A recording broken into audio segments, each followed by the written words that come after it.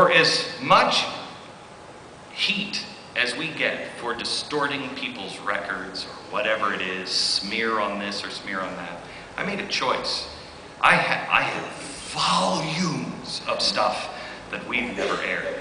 Volumes. It will make your hair fall out. You think my hair looks like this? Make your hair fall out.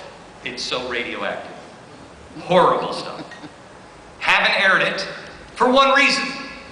I cannot verify either the context or verify that that's really what he meant, or that's really the one who said it. We don't air it. I had some stuff that I personally think is true. Don't air it. Never have shared it with anyone, nor will I. Because my prompting was, these are not enemies of yours, they are enemies of mine. You do not need to tear anyone or anything down.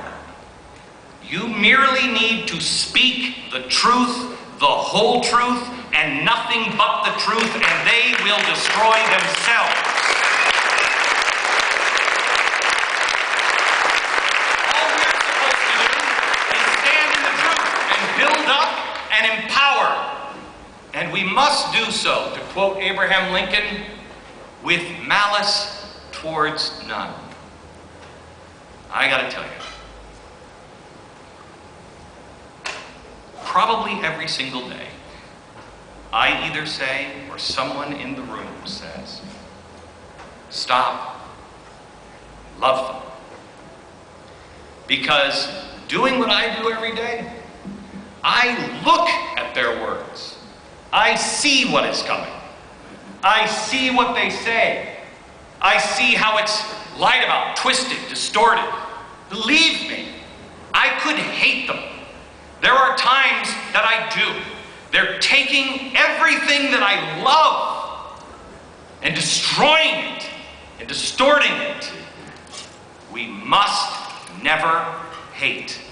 And as they call you name after name after name, believe me, all that matters is that you are an example for your children. That your children know the truth about you and what you believe. The world will say all kinds of things. Let it go.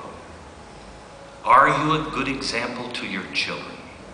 They are the only keeper of any record besides God that matters. Never let them see you hate. Never let them see you hate.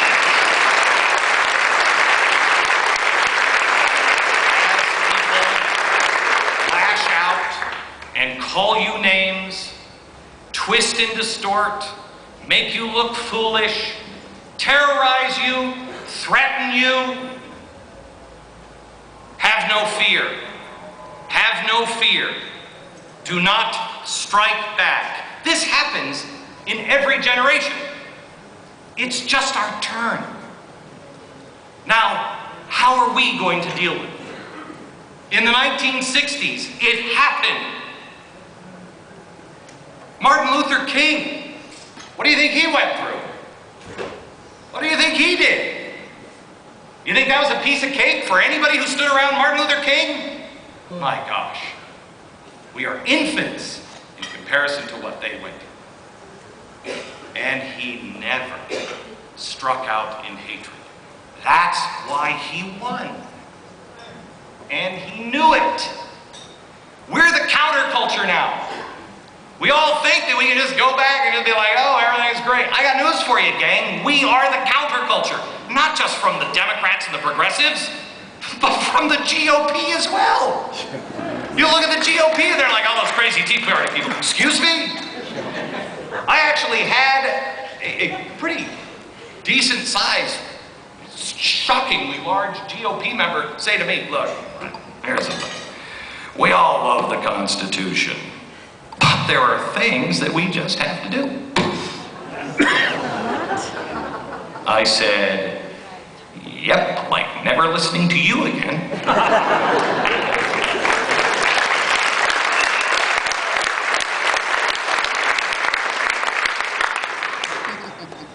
must change our thinking and realize that organizing to get out the vote isn't enough.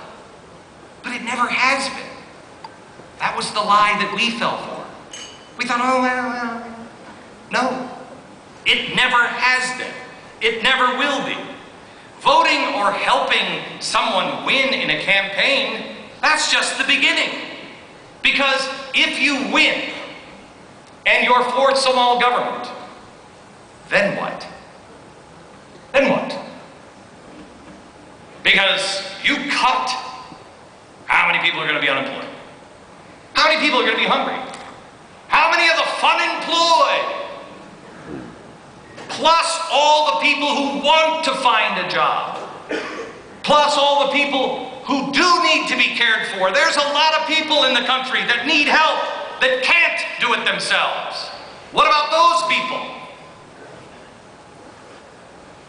If the government doesn't, we must.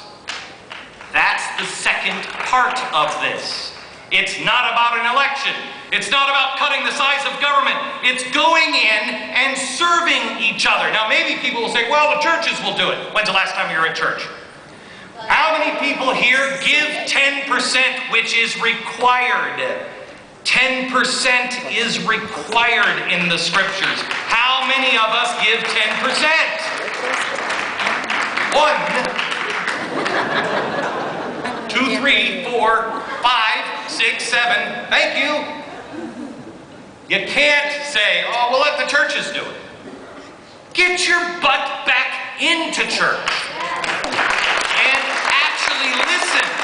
And if it's Jeremiah Wright, do this. Wait a minute, I've been going here for 25 years. Did he just say?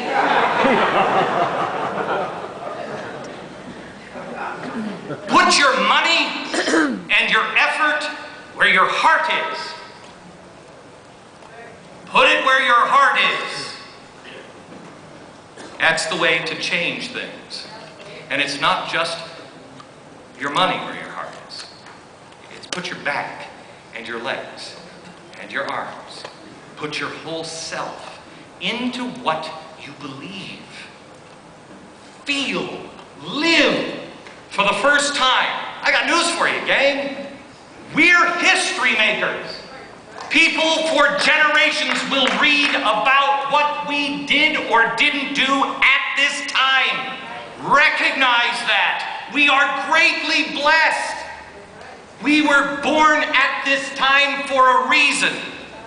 And too many people now are just talking about their rights. Stop talking about your rights. The best way, in fact, I contend the only peaceful way to ever defend your rights is to pick up your responsibilities. If you don't pick up your responsibilities, you ain't got no rights. You've got nothing. Let us recognize the truth of without personal responsibility, there are no personal rights. Amen. We put together, I was in Israel, I put together 10 rights, along with their responsibilities. I ask you to dedicate yourself to living these. Because I have the right to choose, I recognize that I am accountable to God, and I have the responsibility to keep at least the 10 commandments. Because I have the right to choose, because I have the right to worship as I choose, I have the responsibility to honor the right of others to worship as they see fit. Next Saturday, I'm going someplace to speak where a guy says, people of my faith do not have First Amendment rights. Wow. I hadn't read that anywhere. You know what? I don't want him boycotting. I don't want him picketing. He has a right to say that. He's wrong. He has a right to say that. And I will speak right next to him.